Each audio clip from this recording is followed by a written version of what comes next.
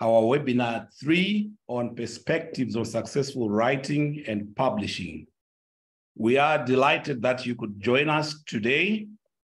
Today, we are going to focus on from the idea of an article, the manuscript writing, journal selection, publishing in high impact journals. The aim of this session is to ensure that really at the end of the day, that manuscript that you have, what you have been working on, we would like to see it published. Not only published anywhere else, but in the high impact journals. That's what we're aiming to do. And to get us going on that, I have got the pleasure of having 4 of our colleagues who have really worked with publishing for many years. These colleagues have been like in a place like where you are right now, where you have written your innovation, you have had it reviewed by your colleagues or your supervisor, and you have targeted some journals and you would like it published. They have been through that process, they've got that experience, and they will be able to assist you to do exactly that. My colleagues, Damien, Vazquez, he is the managing director of the Pan-American Journal of Public Health. Damien has done a lot of work in terms of publishing. He has worked many a time with researchers like yourself, and he has been able to assist in terms of actually getting the publications through the process of publication and actually published. For many years, he has worked in the health care practice. He has focused on the field of scientific communication with emphasis on scientific editing, translation, and publishing. He has given conference papers and he has given workshops on scientific communication in several countries. And he is a co-author of the free online course, Scientific Communication in Health Sciences. He is now at PAHO, and he is an editor himself and managing this journal, American Journal of Public Health. He comes along with tons of experience. I would also like to take the opportunity this afternoon to introduce my colleague, Blessing Mawire. She is the Research for Life Country Connectors lead. Blessing is an information specialist, and she has really worked for the last 15 years with knowledge workshops, and she's also done a lot of training on information science training, especially to do with Research for Life, where he has worked with country connectors in many countries. She is interested and has done a lot of work in project management, strategic innovations, capacity building, knowledge management, heritage justice management, and digital inclusion and critical appraisal of evidence. Blessing holds a master's in information science, and she has been working closely with many programs, including ASSIST and IFLAS Evidence of Global and Disaster Health Group. You also get the opportunity to meet my other colleague, Prof. Tandi, who is currently the acting rector at the College of Business Education. This is based in Dar es Salaam in Tanzania. Professor Tandi is also an information specialist, and she is responsible for academic and research and consultancy at the College of Business Education. She's well published in the field of information and searching skills, scientific writing, evidence-based healthcare, and reference management. She has published widely in peer-reviewed journals, book chapters, books, and conference proceedings.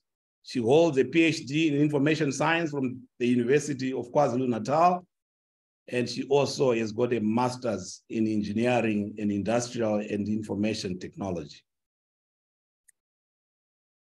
You will also get to meet Messi Monde, who is based at the University of Zambia at the medical school. of Medicine.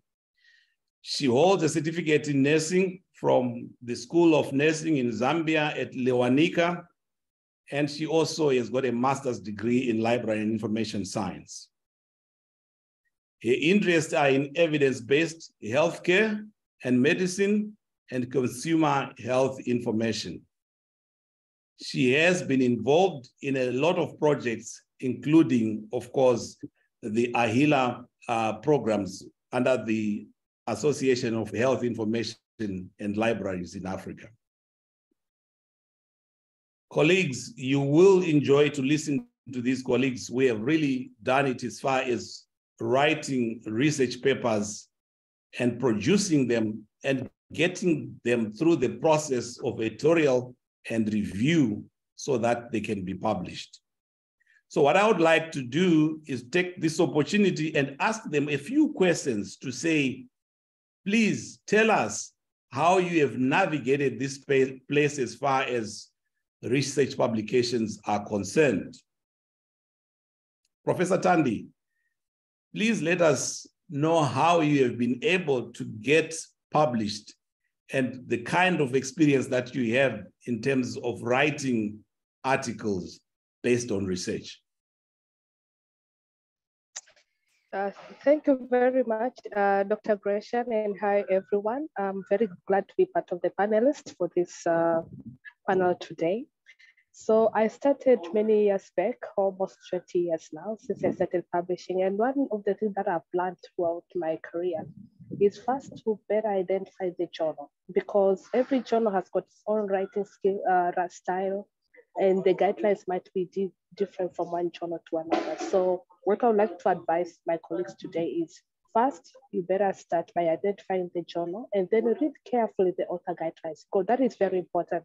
It tells you from the abstract what it entails, the introduction, the methods, findings, and the discussion. So it's very, very important to read all the guidelines and follow them. And the good thing about now, we have all the technologies. So I would also like to advise my colleagues to also use a lot of tools, artificial intelligence tools. Nowadays, we have tools that can help you to paraphrase. That means to avoid even plagiarism. There are tools that can help you to summarize a paper and then put it in very simple words so that you can refer to your article. There are tools that can help you to check the grammar, to check the plagiarism. So I would really advise to look for artificial intelligence tools that can also help you. But another thing that I've learned through my career is to identify a mentor. When I started, I looked for a person who was well established in the publishing area.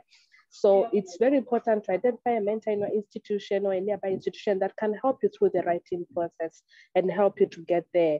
And then also conferences, I've also found them very helpful, because once you attend a conference, you're able to get more comments to improve your article, as well as also write the whole publication. And yeah, for now, that's what I would like to advise. Thank you, Dr. Gracian. Thank you, Professor Tandi.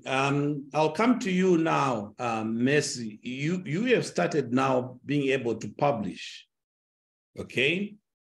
And as an author, when you are writing, what are the issues that you see in terms of the challenges that you have when you are writing and getting published?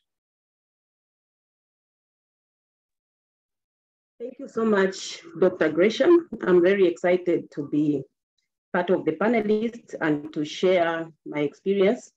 First, I would like to mention here that I'm coming from a nursing background where I never thought at any point the importance of research, why publish, and how research can actually feed into policy and into practice. So my experience as an early researcher started when, immediately after my master's, when I needed to publish an article from my research, which was titled Nurses and Use of Research Information in Clinical Practice. So what I've learned is that it is very, very important as an early researcher to understand your goal. Why do you want to conduct a given research. What is it that you want to accomplish? Of course, my motivation earlier that time was for me to accomplish, to be able to publish this paper so that I get my thesis and dissertation then. And then also the goal of trying to transition from the nursing background and bringing in the information aspect of it. So I needed to learn more and more. So the other aspect is that it is really indeed very, very important for you as an early researcher to get into the area that you have interest in. If you get into publishing something that you may not have interest in, it becomes a problem. You may end up leaving it on the way. You need to have the interest, you need to understand your audience, you need to understand what you want to accomplish as an early researcher. So those are some of the things that really, they helped me to get motivated to look forward to doing or writing these articles and try to publish in order to simply add knowledge in the area of my interest. The other aspect I will talk about is that don't be scared to face the problems. Collaboration was key in my experience, in my journey. You need to identify someone who can mentor you. Identify someone who can carry you when you want to fall. Identify someone who can assist you on your way, because on your own, you have this fear of unknown. You don't know, actually, maybe you may not even know what a journal is. Where can I publish? How will I do this?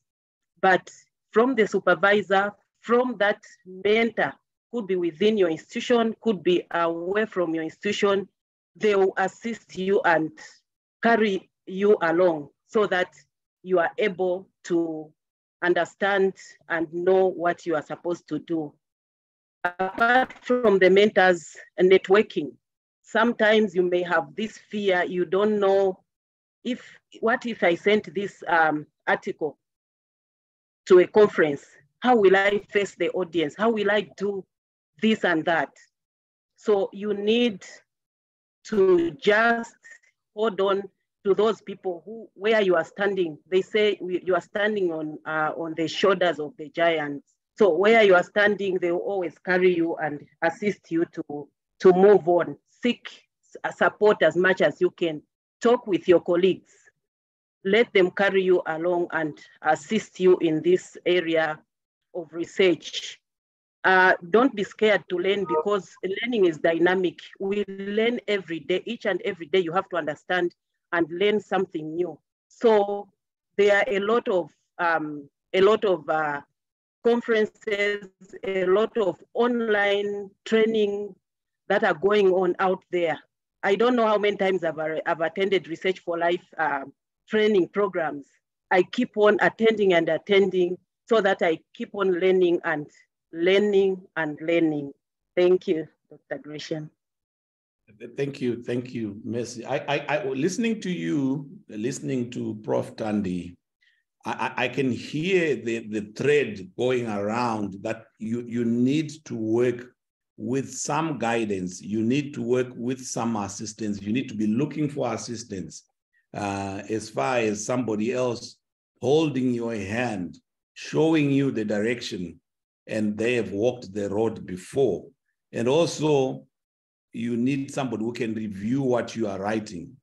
But it's interesting to see that on the other end, on the other side, when you have got now the courage to submit that manuscript, it lands on the table of a reviewer who then has to go through that and give you some comments, review and say whether what you are writing, you are on the right track, it meets the scope of the journal, and if they are interested in actually publishing it.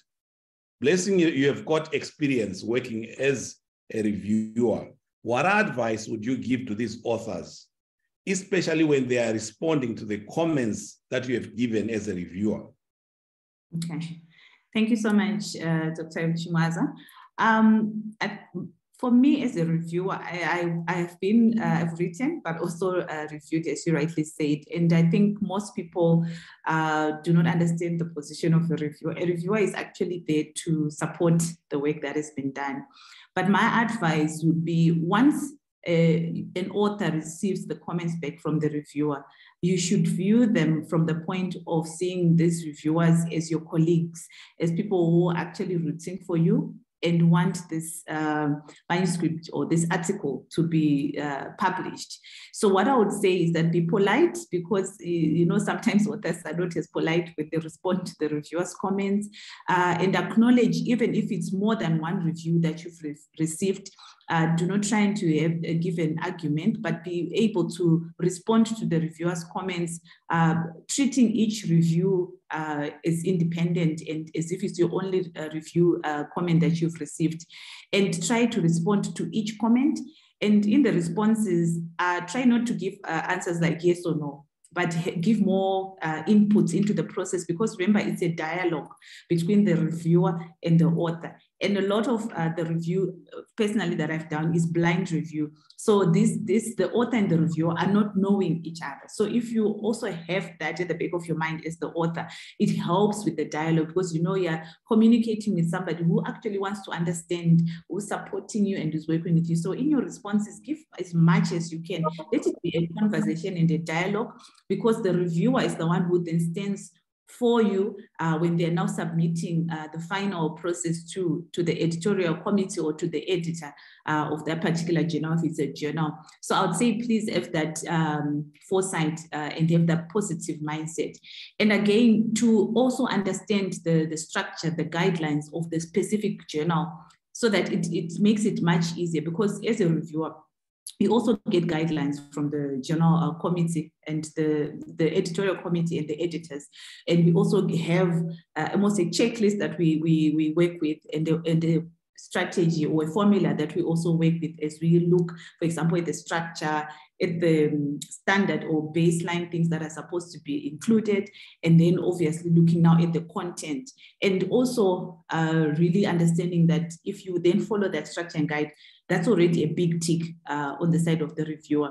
But again, in terms of now the content of your research area, like my previous panelists alluded to, be involved as much as you can, whether it's in a conference, whether it's in an association, but within your area of expertise, be as much as involved, because the major benefit is that you get to understand wider different aspects within the context of your research. Because as a reviewer, it is very easy to see if an author is not widely exposed to the area, because the reviewers most of the time, in my experience, they pick those individuals who have a wide network, who are more exposed to what is happening in the profession, what is happening within the research arenas, what are the topical issues, and how do they link to other issues as well. So even the way you write and the way you reference and the way you talk about specific areas also shows some light of how much you're exposed. So I would really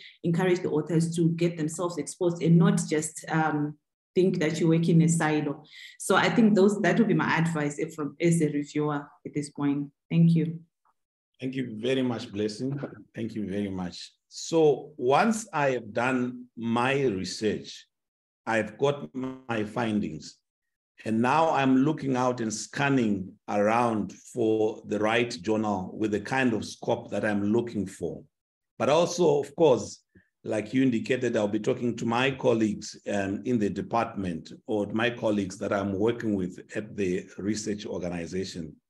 And they point to a journal that I'm interested in actually making sure that my manuscript meets what the requirements are. But what happens is that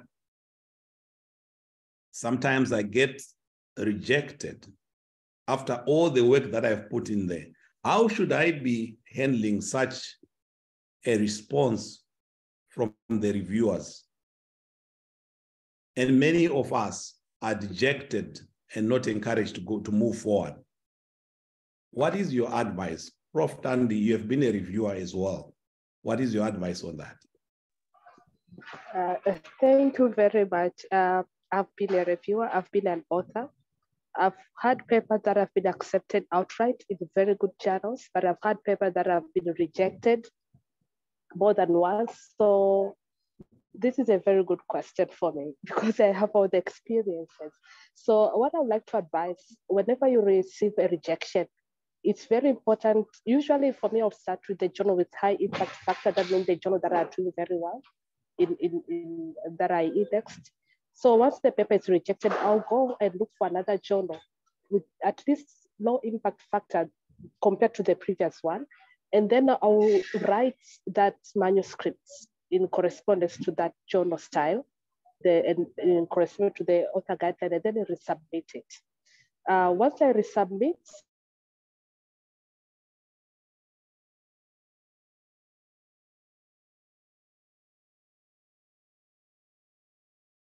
Did we lose the connection to Prof. Tandi?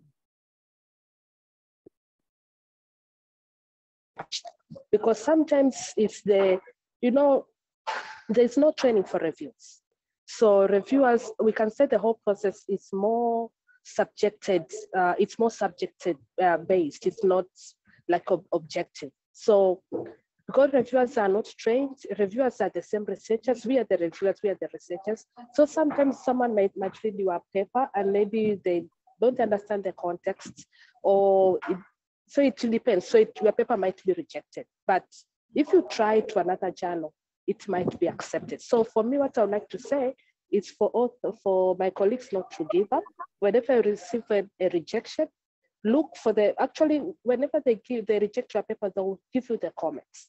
So look for the comments, address them, and look for another journal. Or maybe you had submitted to a journal that was not in line, the discipline maybe was not in line with what you are writing for.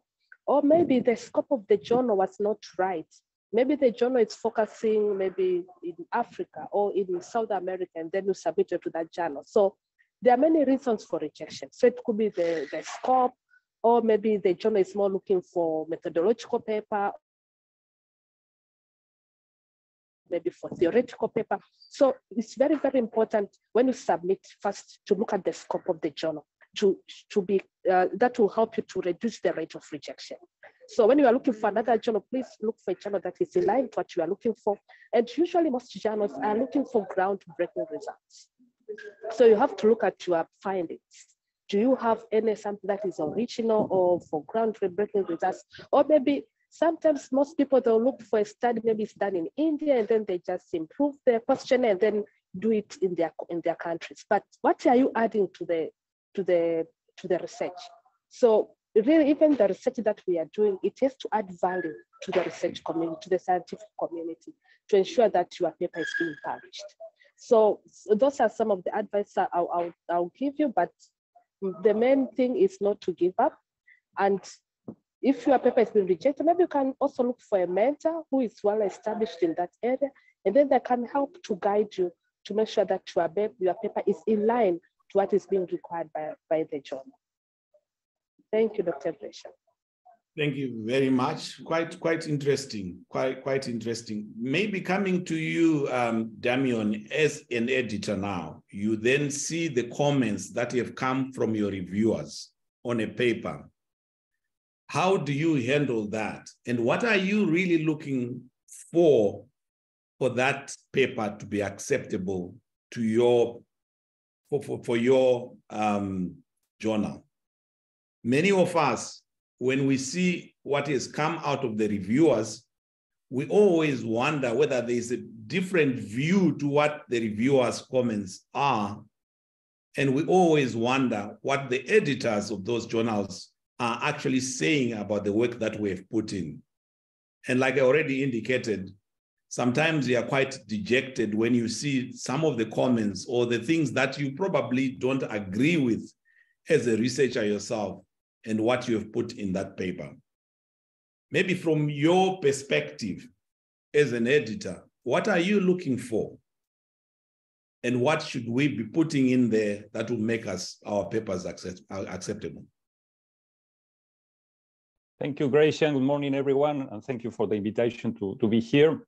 That's a very interesting question, and actually, many times we editors receive two different commentaries from different reviewers that are quite opposite. So our task is to put together both and to see, to align them with our own perspective on that topic and on that particular paper. And reviewers, as you know, are researchers that come from different fields, and some of them are very good in their field, but they are not so good in writing the comments. So sometimes they are not clear, or sometimes they are requesting too much from a given paper. And they forget that there is a limitation in the maximum word count or in the maximum number of tables or figures, and they're asking to the researchers to rewrite completely the paper. And that's not the idea. So what I like to point out is that the researchers also have the possibility to refuse to a given commentary. But of course, it's important that even in this case, the authors back and support why they are not going to comply with a given commentary. Sometimes the reviewer is asking for a complete rewrite of the research, which is not the idea. Sometimes that to address that particular commentary would need 4,000 words extra. So there are many reasons why an author may not be willing to comply with a particular comment. So that's also important to keep in mind. And the other thing that I like to point out is that the comments from the reviewers are quite different. Some of them focus on the topics, some of them focus on the methods, some of them on the writing. And sometimes I like to compare a paper with a puzzle, because as in a puzzle, there are a lot of pieces, distinct pieces that seem apart one from another, but they all come together in a paper. And by these pieces, I'm referring to, of course, the topic, not only the topic, but the approach to the topic, because the topic may be a well-known topic, but the approach of that particular manuscript is novel, is innovative. So that is what makes that paper on that topic interesting. Scientific language is other of these pieces, and I mean by that units, numbers, drug names, all that should be properly written. My colleagues spoke already about the structure. You know, you have been going through the introduction method and the section of a particular paper. And many times those sections are not well aligned because you find methods in the introduction or any other misalignment. And also there are two pieces in a paper that are very important, and sometimes they are left to the end of the job, which are the title and the abstract.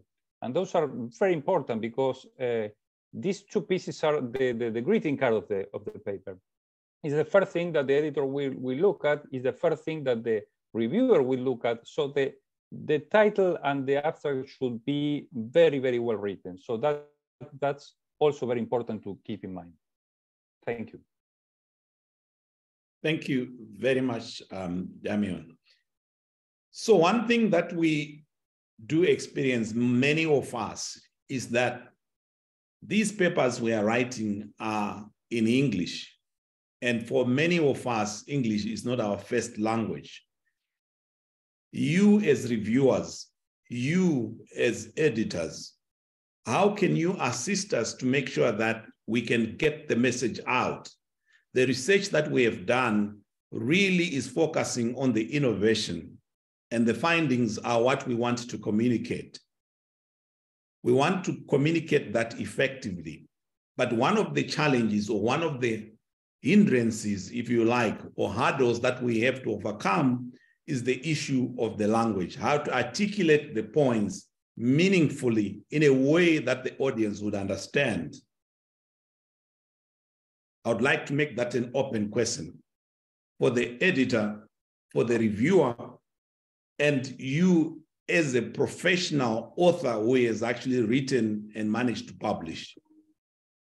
Can we hear your experience on that and what is your advice? I'll go around the room. Maybe who would like to start? I can start on the language point, Dr. Gracian. So one of the biggest challenge, especially for some of us who are non-English native speakers, and this is something that is recognized and understood by a number of journals, that some authors' English will not be their first language, and it makes their writing not as focused as would an English speaker would or native speaker would. So one of the very common ways in which journals work is that they attach you to also a language expert.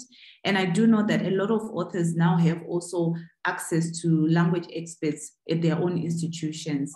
And I'm going to talk about an example. I'm not commercializing or publishing, but one of, especially in our continent of Africa, because I'm based in Africa, one of the trusted services is through an organization called Academic Language Experts.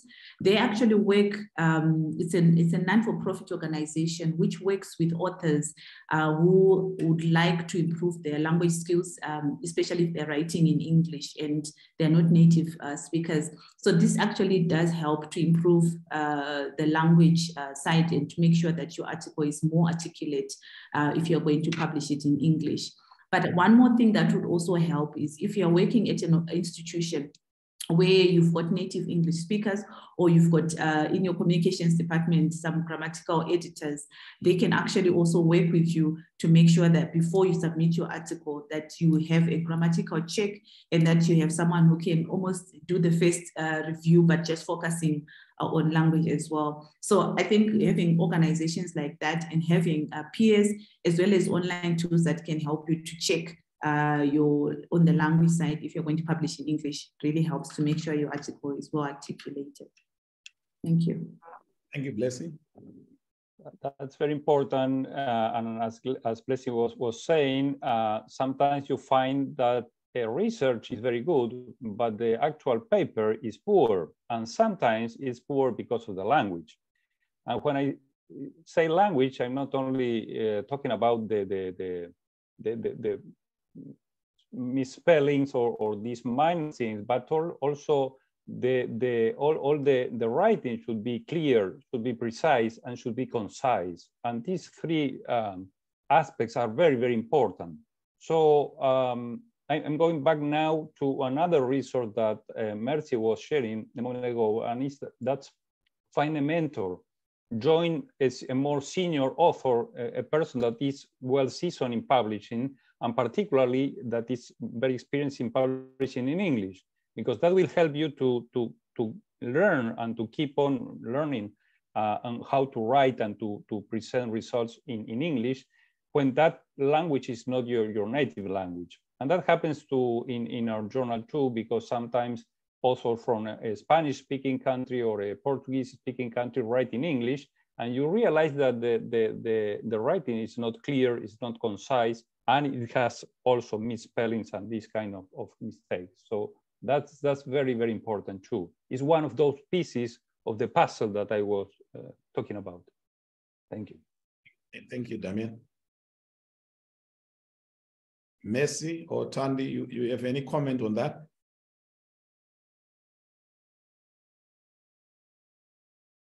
No comment from me. Yeah, I think most have been spoken, but I'd just like to add one of the tools that has also been helpful to me is called Manchester Academic Phrase Bank. So it's a tool that is it's an open source. You can just go online when you search. So they have outlined what type of wordings or phrases that you can use to write when you write your introduction, or methodology, your discussion, and the conclusion. So I find it very useful when I write end of the academic article. So it's called Manchester Academic Phrase Bank. That can also be helpful. Thank you. Thank you for sharing those tools. So the next step beyond just being an author is also to participate in the review process.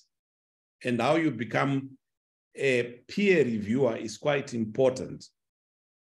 And many of the journals are very happy to have you assist them with peer reviewing, especially with content coming from your region. What would be your advice on becoming a peer reviewer? Blessing. Thank you very much, Dr. Gracian. I would advise, if you are interested in doing a peer review, be widely networked. If I say, I think I'll go back to the earlier point where my colleagues and I were talking about participation, especially in the area, in your area of expertise.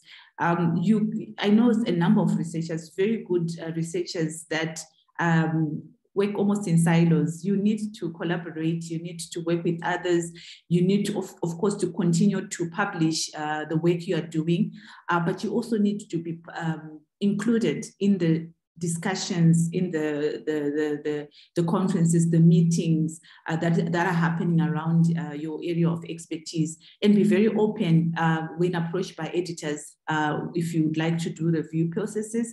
If you do not have an opportunity to be approached by an editor, one of the ways you could also become a reviewer is to work closely with current reviewers who might be your mentors in your own areas of expertise, because sometimes the reviewers get a lot of articles to review. And if you're working, for example, as a research assistant or working with your mentor, they also include you in the review process to get your input and insights, and it gives you some experience. And also what then happens is that in most cases, these mentors then recommend you as well to editors and to editors running journals to become a reviewer. So if you're open to the process, I think communicate, get your mentors involved, be open to becoming a member, even if it's a voluntary position. I know that a lot of people do not want to volunteer and are absent. I should say, especially from our region, you know, at global level, especially if we've got platforms and associations, it really is sad for me when we are always the least number in the room. I'm talking now as an African amongst, they say, committee members, or if you're organizing an event or a conference. But I would really encourage colleagues to participate, to have a seat at the table, to also say what you're researching on, because people are actually interested to know what is happening in your own country and where you're located in your region. And through that, that's how people know what is happening and your interest in becoming a reviewer. So one, be open to it, participate, network, communicate your interests, get a mentor, be willing to help. Because one thing that I think a lot of people don't know or might know is that as a reviewer, there is no money to it. It's purely voluntary. You don't get paid to be as a reviewer, but it's a way for us to contribute back into the profession. And the bonus thing is, if you're a reviewer, it also helps you to stay in touch with current research and what is happening in the different regions. So I would stop at that. Thank you, Dr. Gracian.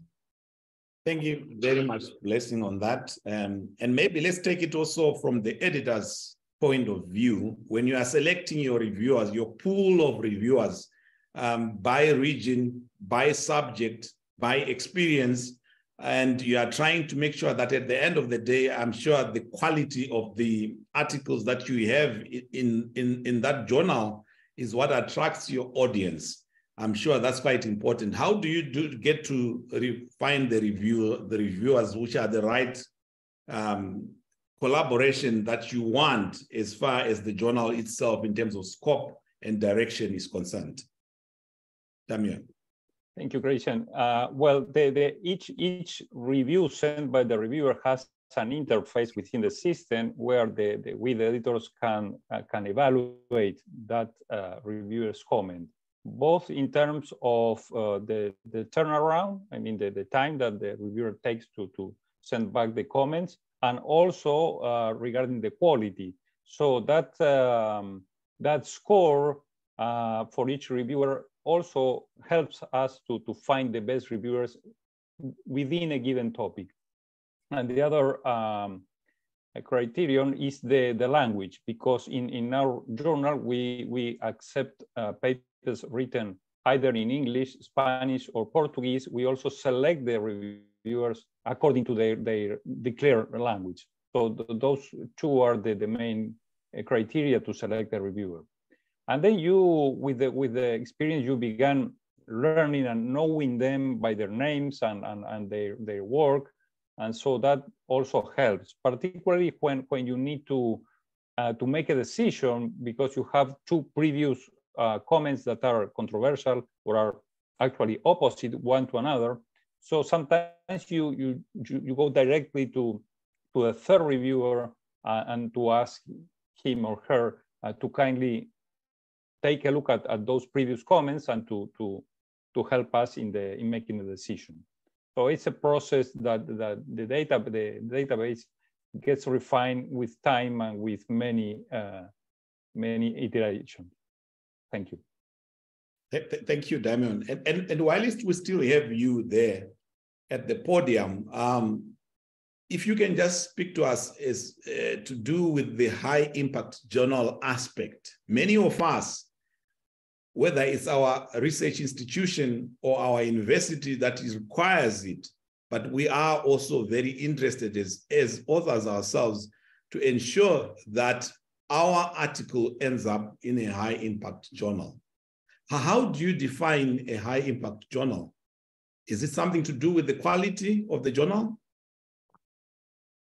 Well, we have a broader view than what is normally understood by impact, because when you hear the word impact, you automatically think on the impact factor, and that's a number produced by one of the databases, by Clarivate Analytics. And that number, the traditional impact factor, just reflects an average of the citations that a given paper received in the 2 previous years. So, and that number is used as a proxy, as a surrogate for the quality of that journal.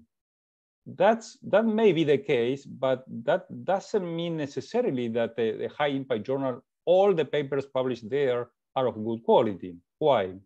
Because sometimes a given paper is highly cited, but it's not because it's new, it's not because it's innovative, but it has been highly cited because it was controversial. And so that makes that the impact factor of that journal goes up. And so it's one of the ways to measure the impact from a journal's perspective. But also you can think about impact from the author's perspective and also from a paper's perspective. I'd like to show a couple of slides to illustrate what I mean. For example, please, thank you. This is, I think you can see my screen now. Yes. This is an email that I got from a Ministry of Health from one country, and they were asking about a paper that was about to be published in a journal, and how, like you can see, they say the lesson presented in this manuscript will be useful to support the need to move in this direction. They were using that paper as a reference, as a citation for a bill. So for us, we are an institutional journal, not a commercial journal. This is impact. We are supporting one of our main, the basic, the countries. So this is also a measure of impact from our perspective. This other one is how the news in Argentina was talking about a paper that was published in our journal. And this is also impact for us because it puts the topic, in this case, it was arsenic in drinking water and the consequent cancer from the arsenic. And this puts the topic in the media, in the general public, and also in the policymakers. And that's the important thing, because when policymakers act, they might change a norm or a strategy, and things began to change. That happened with tobacco, with salt, and with vaccines and many other topics. And finally, the third example is, this is a simple manuscript, so to speak, because it's not an original research, it's not a special report or review, it's just a modest letter to the editor. And these authors were trying to raise awareness in a Caribbean island because all the beaches were full of this algae, sargassum, and it was a problem for public health. So we thought that it was worth publishing the letter to help them and to help the island and to help the authorities to get awareness of that particular problem. So we think humbly that this is also impact from our journal's point of view.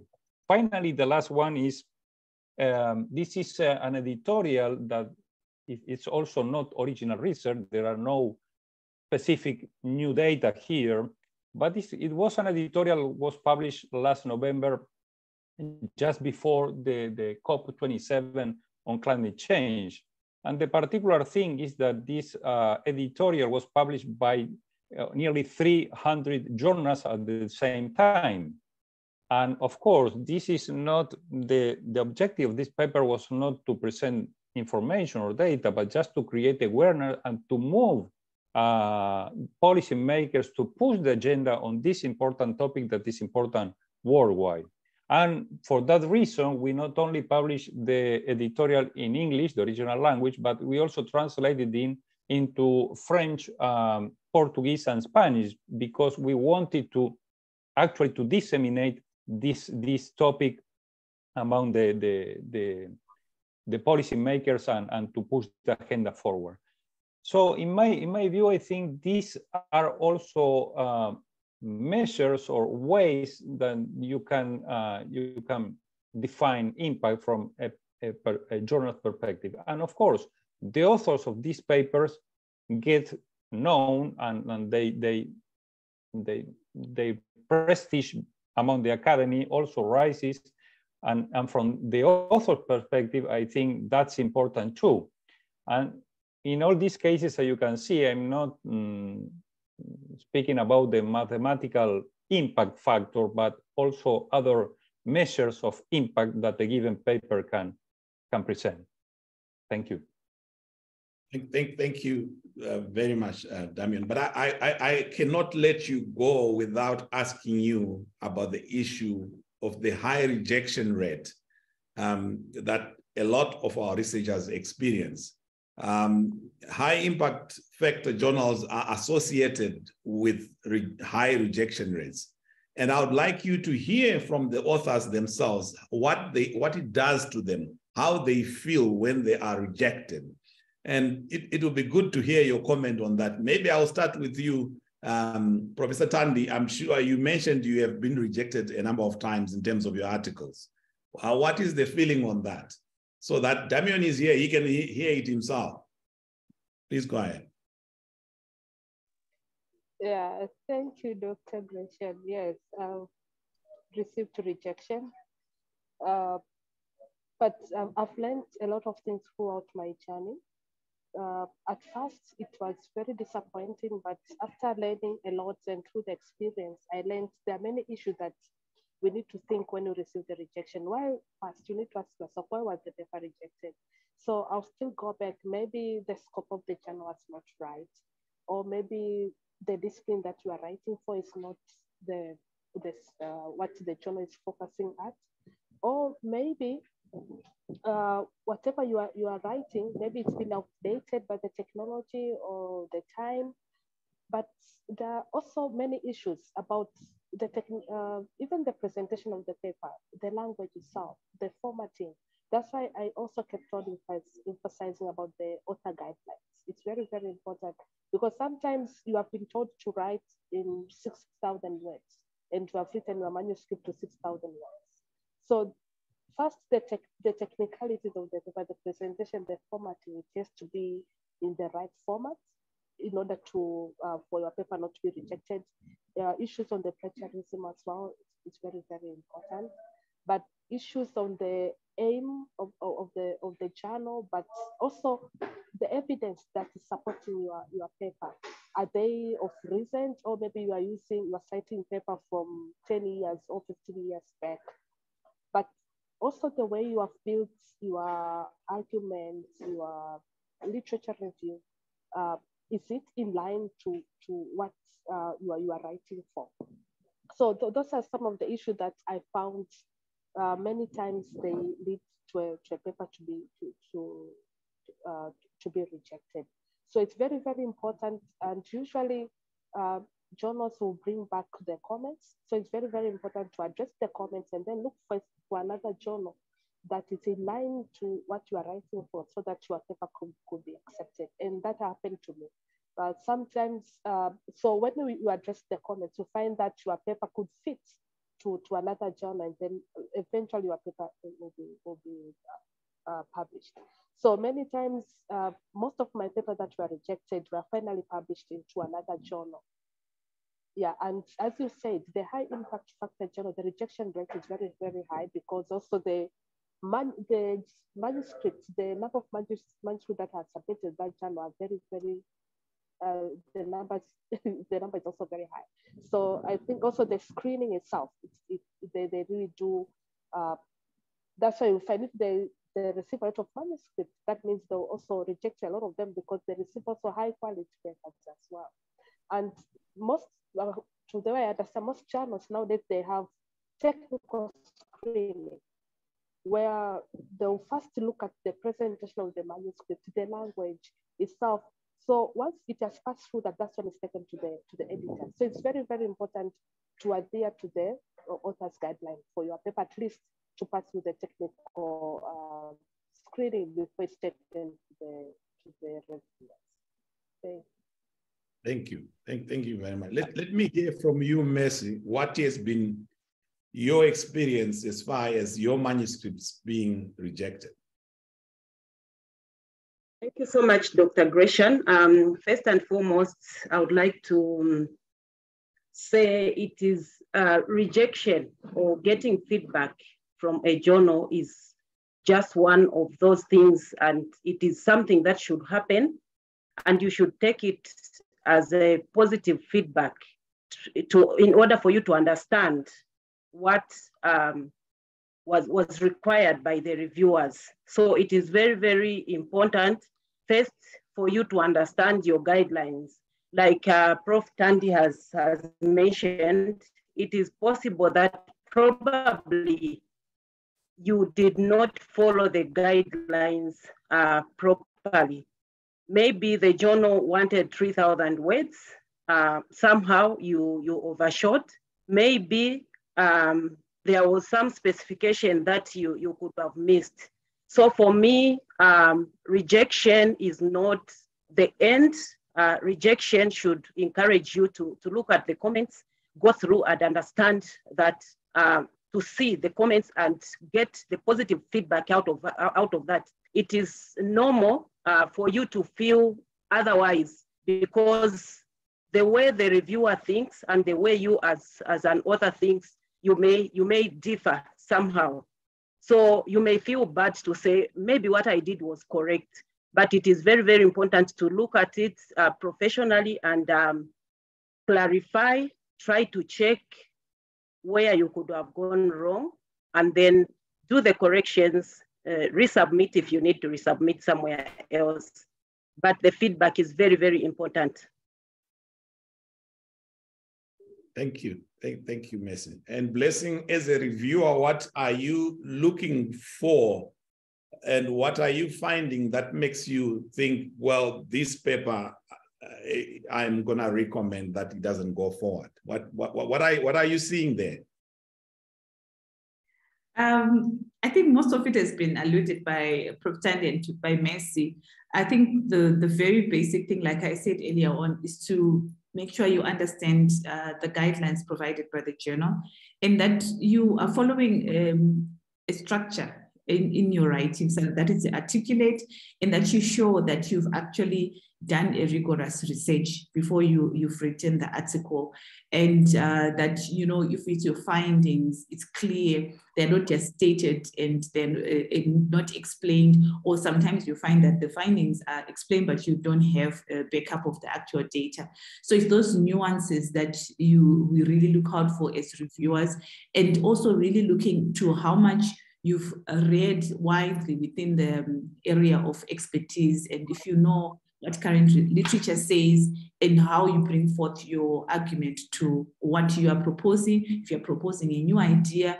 And like one of the panelists alluded to, a lot of journals really are looking for new ideas and looking for breakthrough research, so which is interesting also to the readers. So I think it is very important to understand the journal, understand their scope, like was said by the other panelists, and understand what is currently happening within the profession, because really our readers, because it's not only about publishing for the sake of publishing, but it's to build the evidence around the area of expertise or research area, and to also engage the user at the end of the day, and build research that can be utilized in the future or by other professions as well. So as a reviewer, you're always thinking about all of this. And really, like I indicated right at the start, the reviewer is not there to recommend articles to be rejected, but to provide insights, provide a guideline, to provide an opportunity to say this is an area that should be relooked at, or to ask questions to the author, or to give them guideline to say, have you looked at this, so that they can also consider it. And I know that one of the participants asked in the Q&A box what they should do if they get negative, I'll put in quotation marks, negative comments that they might not like, that they should take a moment to respond to them, and also consider if they want to resubmit the article, because it's not always the case that when you resubmit after doing your edits based on the comments, that you still get rejected. So I really think that there should be just a positive outlook to the whole review process and to the submission process. And I know that it might take a while in some cases, but I know that a number of journals, especially in the last few years, really have improved on the turnaround from the moment that an article is submitted right to when it's published. So I think the whole process is really improving, and that the publishers are really cognizant of it. So I would really still encourage authors to stay positive and to think bigger, other than just wanting to get the article published. Thank you. Thank you very much. Blessing on that. And Damien, maybe you can even tell us the numbers, how it is, the percentages in terms of the rejection rate. Maybe you can actually give us advice on that as well, to reduce the number of rejections. Thank you. Sure. Well, I used to say that out of 10 authors, I usually make 1 friend and 9 foes, because the rejection rate of our journal is 90%.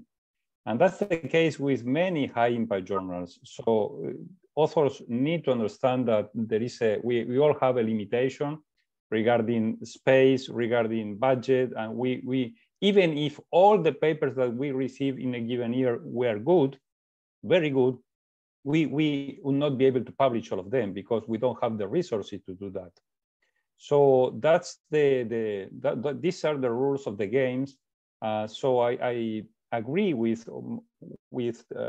Tandi, Blessing, and Mercy have said about the rejections and how to handle them. And I would add that please, if you get rejected, keep on working, keep on learning, keep on trying, and keep on submitting to get published. But please don't fall into the hands of easy journals or predatory journals, because they will promise you to publish your research fast and in high impact journals, but this is not the case. That's why they are actually predatory journals. They will get the money and you will get published, you never know where. So that's also something to keep in mind. It's not an easy job. to begin publishing and to keep on publishing, but these are the rules of the game. So don't get discouraged. Just keep on learning and trying other types of manuscript, other topics. There's always a way to improve and then to get on track and to begin publishing. And it's like driving. You have to keep in mind a lot of things, and even though you know the basics, you need to go to the street and drive and drive and drive. And that's how you learn to drive. And this is somewhat the same. You learn also to publishing and writing and trying to get published. So that is important from my view to keep in mind. Thank you. Thank you very much, Damien. And maybe while we still have you again on the podium, many of us have become researchers, but also have had the opportunity to do the reviewing as a peer reviewer. But also we would like to get on the journey towards becoming an editor like you. What is that journey? What does it look like? And what are the progressions that we'll be looking at in order for us to get from this stage to being just a researcher, to become a peer reviewer, maybe become an editor one day? What is your advice on that? Well, you know, this is not a straight road, and my road has been winding with a lot of turns and twists. But you know, sometimes the most beautiful way or the most rewarding way is not the shortest. So to keep the story short, I graduated as a medical doctor, and I was a clinician and a dermatologist. And I worked in medical practice for 15 years. And after that, I got curious about medical translation. And then I began translating dermatology books because I was a dermatologist. So that was kind of a serendipity thing. And from there, I jumped to copy editing and technical editing. And from there to being an editor through different courses like this one and resources like this one, because it's you need to know both the language aspects and the writing aspects and the article aspects and the topic, of course. So all comes together when you are thinking about a paper or publishing or being an editor. So I think there's no simple way of becoming an editor or a reviewer. It's you add one thing and another on top, and then you begin putting all together in this road to become a well-known author, reviewer, or even an editor. Thank you. Thank you. Thank you. And I hope that will encourage many of the practitioners, the researchers, to see themselves also taking that kind of a journey, which he describes as being quite scenic. It might actually take much longer than you anticipated. It's not going to be a straight road like what Damien has indicated. Maybe the last question to really close up this session, today's session, I'm going to ask all of you maybe to chime in there. What would be your advice to researchers who are just starting out in publishing? What's your advice? What are the key things that they should be looking out for so that they can become publishers tomorrow? I'll start with you, Prof. Tandi. Yeah, thank you. First, I would advise them, if you have done your bachelor or your master's and you have a dissertation or research report, start from there. That's why I started with my bachelor dissertation. So first have some data. Once you have the data, then identify the journal or look for a mentor who can help you also to identify the journal together. But the journal should also be in line with what you are writing for.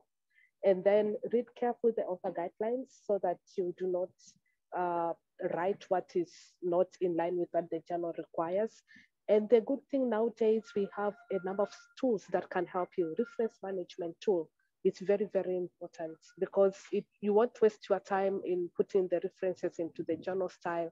Everything will be put automatically. So also advise to also use available tools like Reference Manager, Grammarly tools. There are a lot of tools that can help in terms of putting your English correctly, which we have already talked about.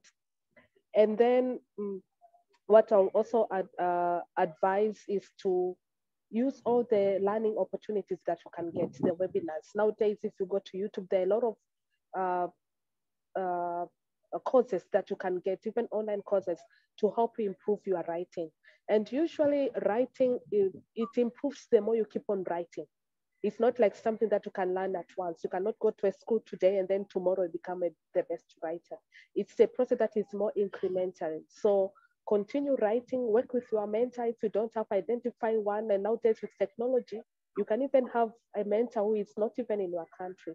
And then once you receive the feedback from the journal, please work on each of the comments that you have received. Do not ignore any of the comments. So, and then provide adequate responses. Don't provide yes and no on the manuscript, because that process will also help you to improve your writing. And then another issue that I would like to advise, sometimes you receive contradicting comments from the reviewers.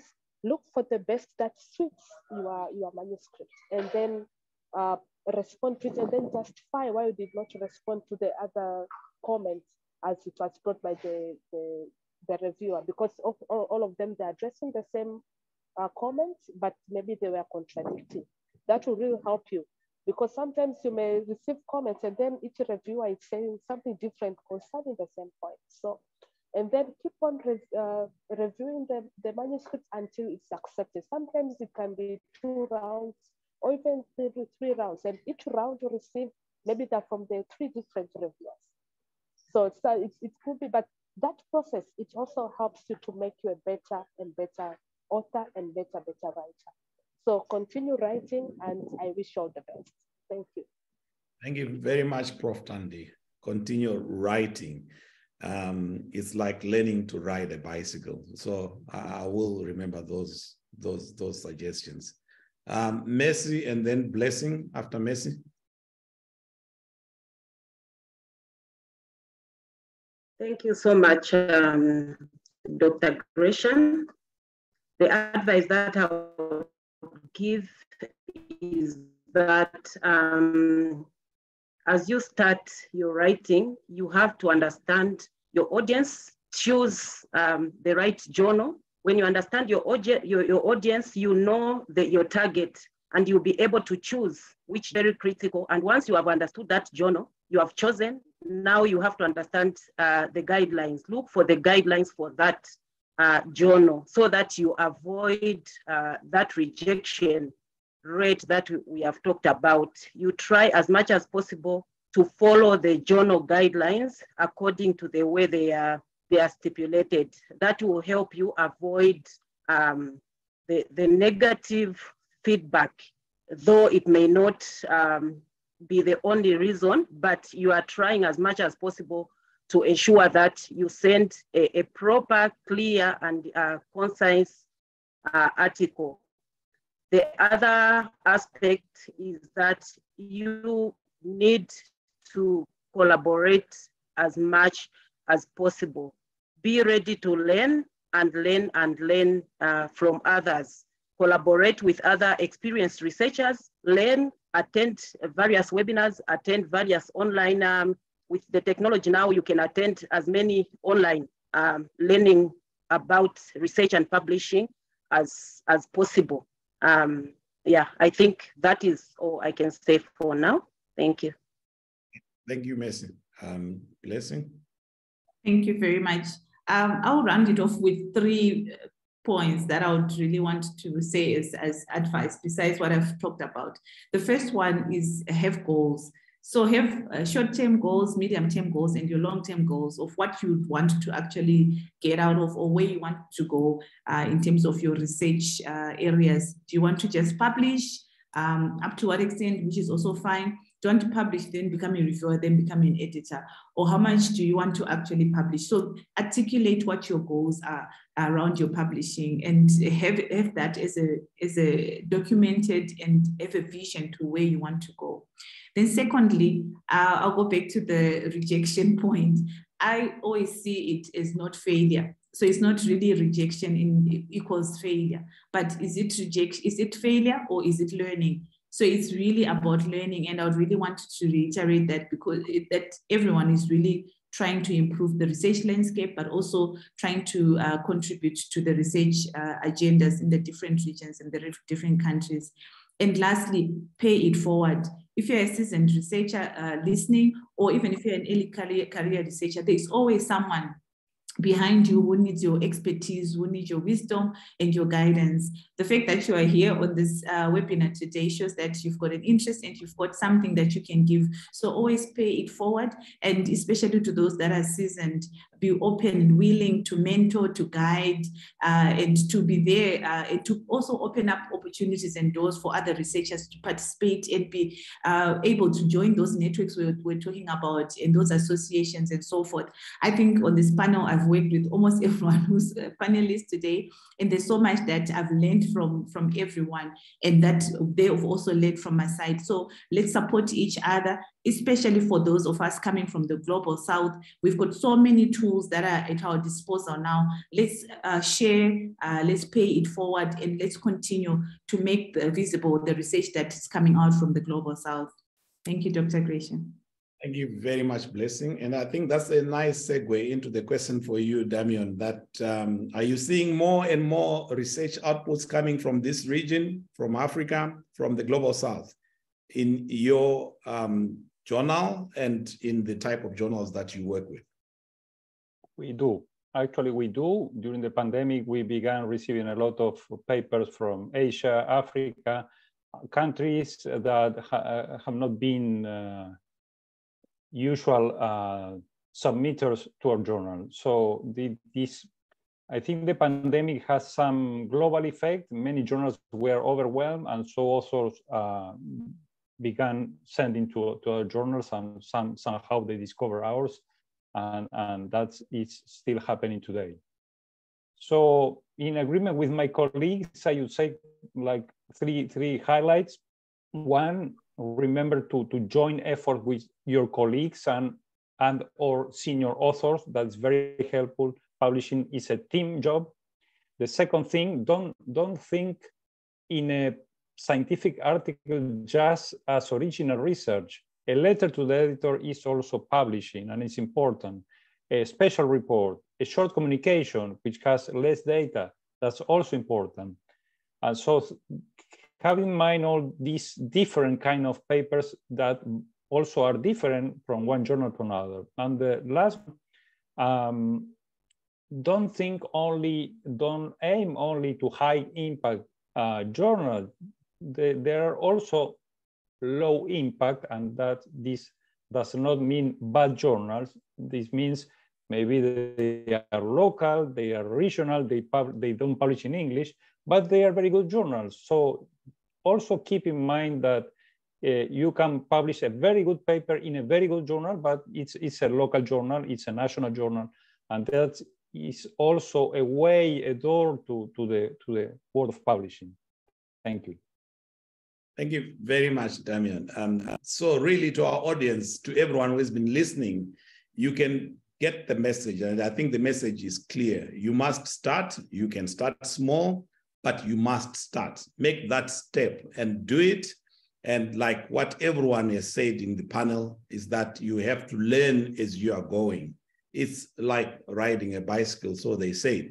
But you have to keep at it, and you have to keep going and work with your colleagues, work with everyone, and make sure that you improve as you move forward. It's an incremental kind of progression going forward, but you have to keep going. That inertia that you have right at the beginning, you have to keep the momentum and take it with you as you write. And of course, there will be challenges. There will be hurdles that you have to go over. You might get rejection here and there, but take it back. Don't take it personally.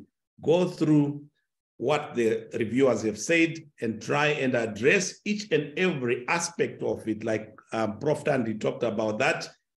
Talk about those that you didn't even address as well and say why you haven't addressed that.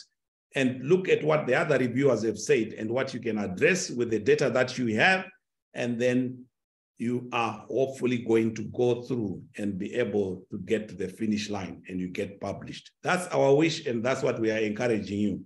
For the next session, whenever that is going to be, we hope you'll be published then. Thank you very much to the organizers, and thank you to everyone. Back to you, Kathy. Yes, we have about 15 minutes. There is still about 16 questions in the Q&A box.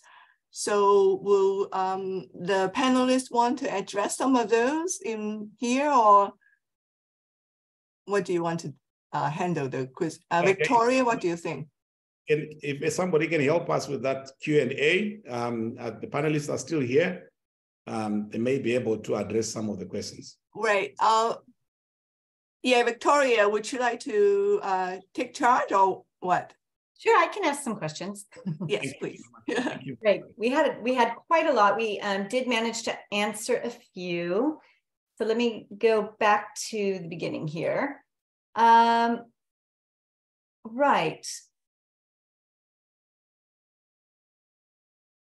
Okay, so there's been a lot of questions about tools to help authors write, and one here is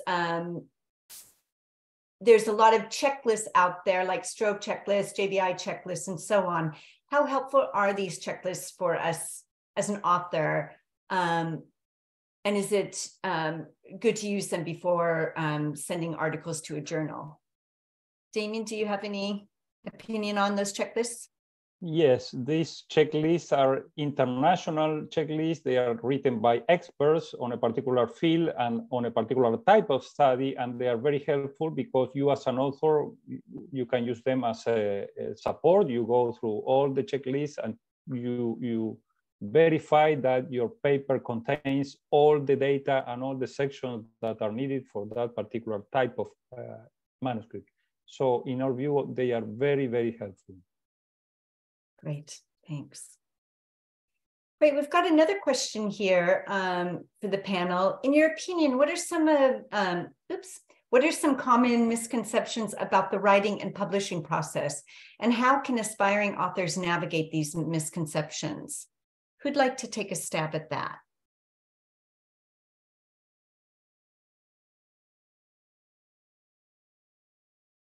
Mercy or Tandi, would either of you like to answer that one?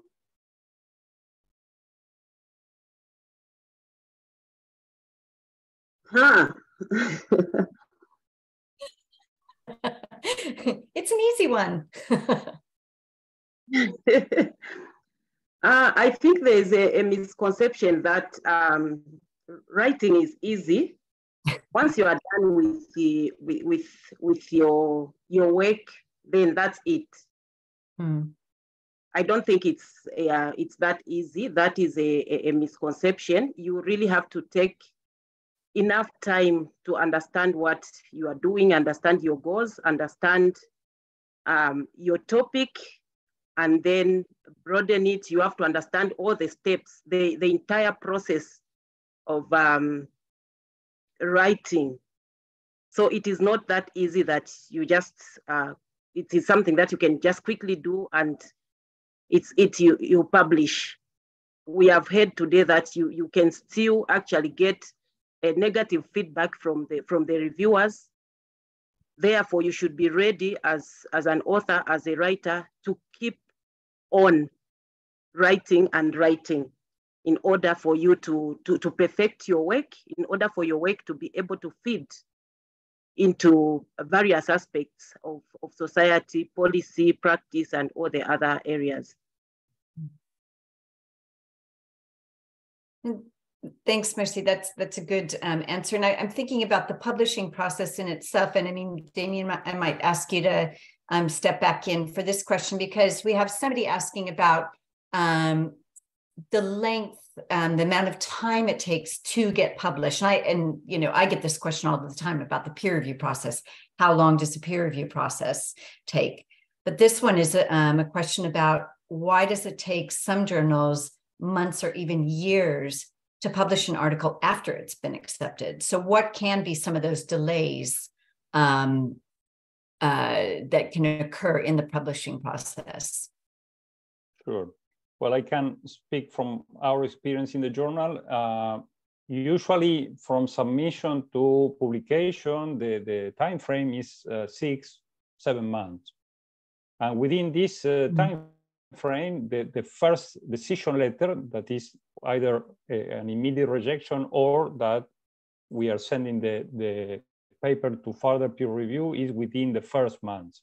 So after that, if the paper goes to peer review, that usually takes a couple of months, and the rest of the months of those 6 to 7 months are related with copy editing, typesetting, reviewing the proof, the final approval of the authors, and the indexing processes. So it's not that there are some hidden processes behind publication that are related to the databases where the paper will be indexed and different things. So it's not just that the author write a Word file and that's it.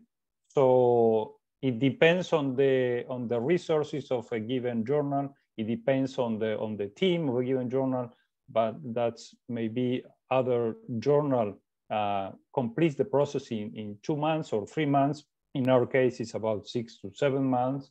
And for sure, in other journals, it might be longer. But I can't speak for those journals because I don't know. Thank you. Yeah, thanks, Damien. I mean, one thing that I can say about journals, an annual page budget, but this is kind of disappearing in this new world of open access. So if a journal has filled up its page budget for that year and maybe even the next year, that's going to be a delay in publishing that article in the actual paper issue, but the article itself should show up online. So there can be a lot of things that get in the way of that. All right. Let's see. There's been a lot of requests for us to share all the links to the tools that we've mentioned in the session today. So maybe we can collect those and share those afterwards. Some of them have been shared in the chat, but it would be good to pull those all together. Let's see. Here's an interesting question. Is the definition of a high quality research the same for developing and developed countries in relation to medical research, considering that the equipment in the developing countries are usually old, and so the results obtained may no longer be relevant to the developed countries? Who'd like to take that? Let me know if I need to reread it. But basically asking, is the measure of quality the same? Yep. Okay, let me. Go ahead, I Tandi. can address. Okay, yeah, thank you. I just wanted to say, usually we advise our students if they want maybe lab equipment or something like that, they should also look for collaborators so that they can do the best research as the way it's required in their discipline. Because you cannot produce results that cannot really help in terms, for example, for healthcare. We want results that can really help in terms of saving lives. So it doesn't matter if the quality is good or bad, or it could be acceptable for developing countries, but not acceptable for developed countries. So we should all look to do research that can really help in terms of saving lives and ensuring that the quality of healthcare and quality of life of our people. So usually we, for example, I used to work at a health sciences university. So we are looking for collaborators so that our master's or PhD students could go and have access to those labs if we didn't have access to them at our home institutions, to help them to get the best results in their research areas. But sometimes you may find that you do conduct a research that is very context specific. So maybe you can do it in Africa, and then the results will also be applicable for Africa, but you have to make sure that your research is to the equal standard.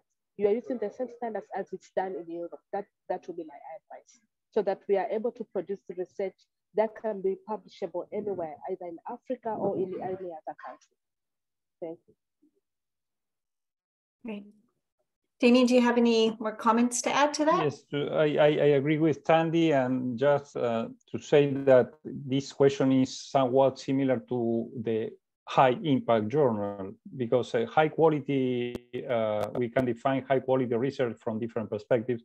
And sometimes a particular research is very good, is very relevant for that particular setting, for that particular country, and that maybe not for on a global scale or on a regional scale. But we have to, I think we have to view quality and relevance within a particular setting. Not all research is applicable to everywhere. So I think we have to segment or to focus on one particular setting. Thank you. Great. Blessing, did you want to add something to that as well? I just saw you put your camera on. I was thinking now, as Damien was speaking, that there is fairness. I think essentially this question is looking up at fairness, because one of the journals that I actually review for is an Australian journal, and I'm based in Africa.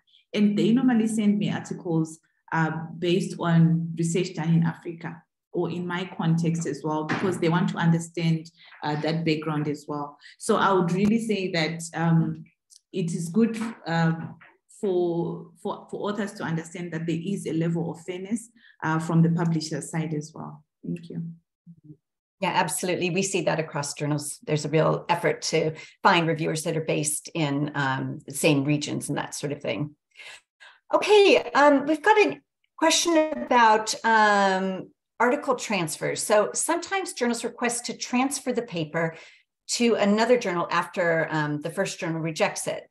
Is that okay to proceed to the suggested journal, or is it better to find another new journal? So what's your opinion on this? Would anyone like to take that? We'll make that as the last question, okay? Okay. Thank you. We don't do that. Oh, sorry, go ahead, Tandi, please. Yeah, I just wanted to say that I've had that situation, and I used the recommendation, because I submitted that journal to, and the editor advised me that my manuscript could be suitable to another journal that he knew, and then I submitted to the other journal and the paper was accepted. So for me, I recommend doing that. Maybe you can also proceed. Thank you. Sometimes we suggest the authors to submit to a particular journal because we think that the paper fits better within the scope of that particular journal. Sometimes there are 2 or 3 or more journals that are within the same publishing house, and so they share even the same platform for submission. So I think it's an option. The authors will have to assess that option regarding in the light of what the publisher is suggesting. But I think it's a good option. Yeah. Yeah, just to follow on with that, I mean, you would still want to follow the advice that everyone's given you today about taking a look at that journal that they're suggesting, checking that it is truly a good fit for your work. But thanks, everyone. Really good questions. At this point, I'm going to hand over to Kathy. All right, really just wrap up the webinar. Thank you so much for the organizer, all the panelists. I really enjoyed it, and we'll look into doing more again. So this webinar will wrap up our this short course. So please, for tomorrow, the exam will be open, and in about 12 hours, I believe, or yeah, 6 hours, 8 hours. Anyway, so look, please join it if you'd like to get a certificate. And so anybody who participate in the exam will get a certificate, and those who have above 70% right, then you get a certificate of achievement. The other is the certificate of attendance. But a lot of people actually ask me about that. And also, please, everybody, please fill up the feedback, the survey form on the cross-platform as well. We really would like your feedback so that we can learn from it and we really take those very seriously, because the course for this particular course and the next course we are having are basically based on the survey feedback from last year's webinar. So your feedback is really valuable to us. So please fill in the form. You have about until the first week of July to finish that. So please do so. And I'll make an announcement so we remind you all on that.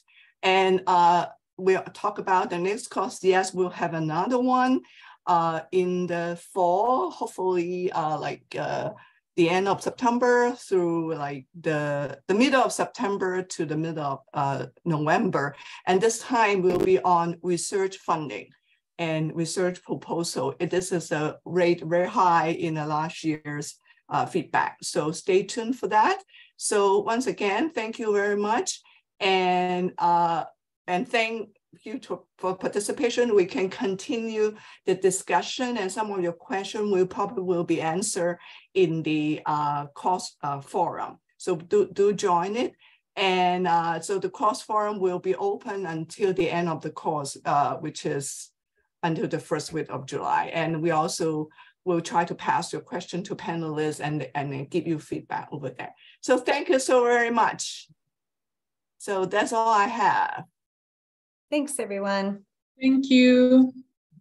Thank you. Thank you very much. Love to have you. Oh. Bye. Okay, bye. Thanks to the panelists. Yeah, fantastic. Yes. I really learned a lot, actually. I loved it. Yes, me too. Oh. We're going to have this for the next course. Okay, thank you. This is a great format. Yes, it worked very well. It is.